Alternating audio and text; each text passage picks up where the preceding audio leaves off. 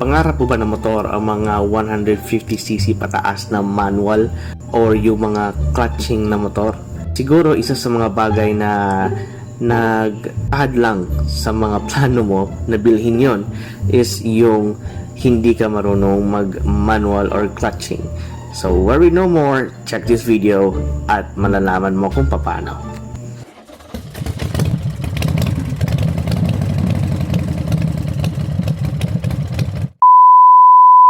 What's up mga Solid Pops, your boy Neil again of Solid Moto. And of course, bago sa lahat, Happy Father's Day. Kasi itong video na to is shoot natin ng Father's Day. And of course, Happy Father's Day sa lahat ng mga papa na nagmomotor. At kahit naman sa hindi nagmomotor, Happy Father's Day pa rin. And of course, ngayon, kita niyo yung motor na yan?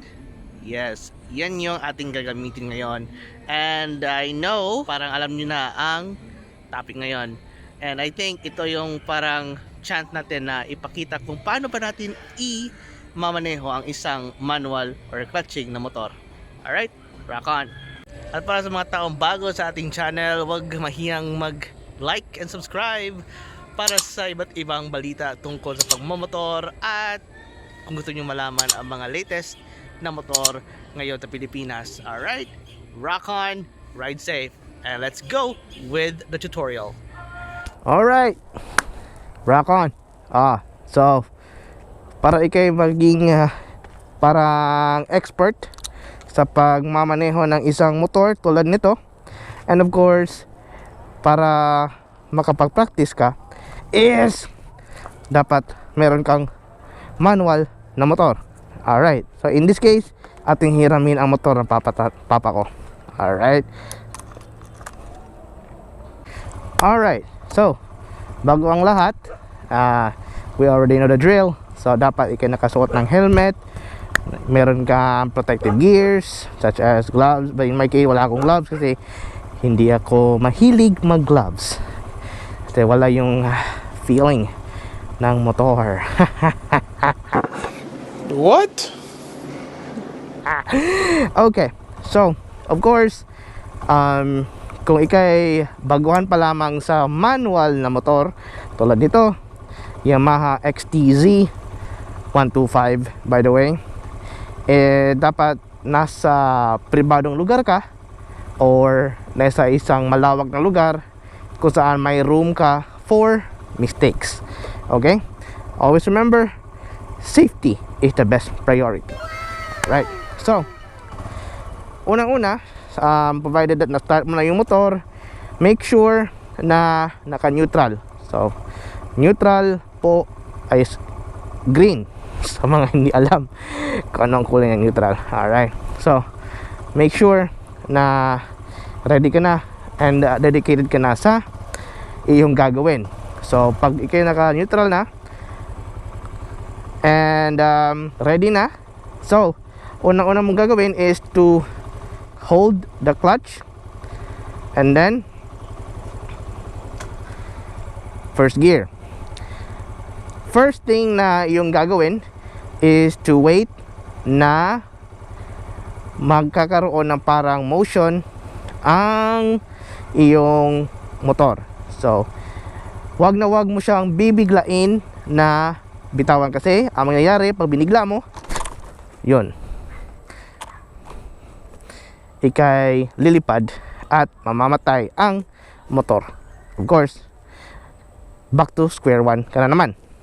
Ang konting trivia pala, no? So, sa mga taong nagmamaneho ng scooter, is mas madali siyang ma-learn. Kasi yung sa scooter is dalawa yung brakes, di ba? So, ito yung front, ito yung rear. So, ang pinagkaiba lang ng ng manual at tanggalin scooter, of course, yung nasa left na lever is for clutch.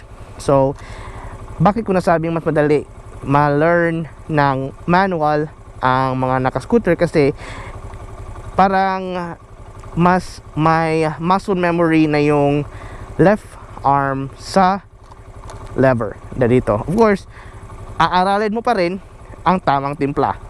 Alright? So, yun. back, neutral, hold the clutch lever, first gear, and I think ready ka na para sa inyong first. Of course, presence of mind, yung iyong right leg ay nasa rear brake at yung front mo ay ready for any usage of the front braking system. Okay, so again, dapat unti-unti mo siyang bitawan hanggang mayroong movement. Alright, so let's see. So tawag pala doon is yung biting point niya. Okay, noon. So I don't know if you can hear it, pero mukhang hihina yung makina para mag-ready na mag-forward. Okay, so hear that? Okay, so pag ganon, biting point na. So dapat tamang timpla lang. First gear, biting point. Okay, yan, okay na. Bitawan mo na ang clutch at you're good to go. Second gear,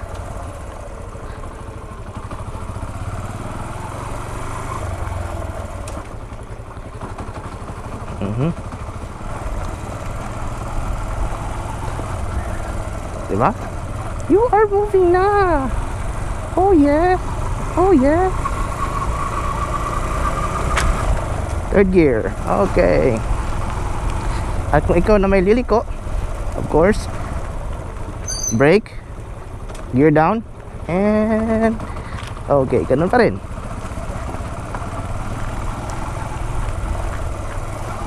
Change gear, clutch, gear, and then gas. Ganun lang, di ba? Napaka easy.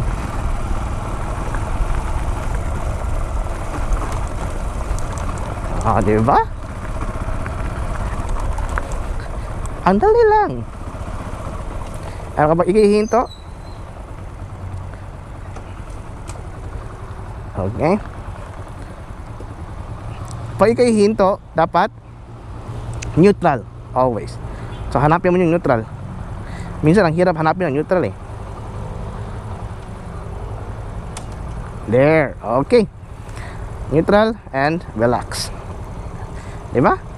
Good. Neutral, clutch, first gear. Hahanapin natin yung biting point, and then gas. Pag parangkada na, bitaw na ng clutch. Second gear, clutch in. Second gear, gas. Okay.